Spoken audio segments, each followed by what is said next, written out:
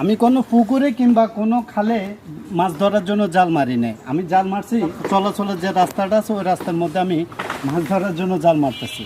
কেননা এই পানির কারণে আমাদের ভাগ্য খুলে যায় না, এই পানির কারণে আমাদের দুর্ভোগ বেড়ে গেছে।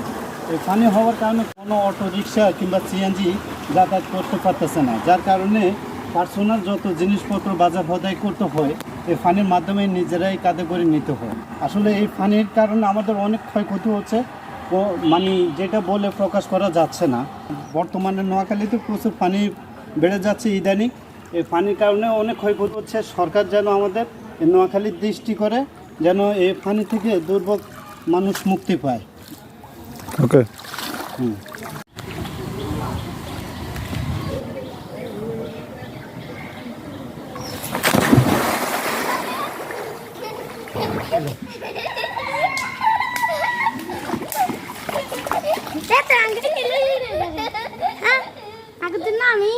না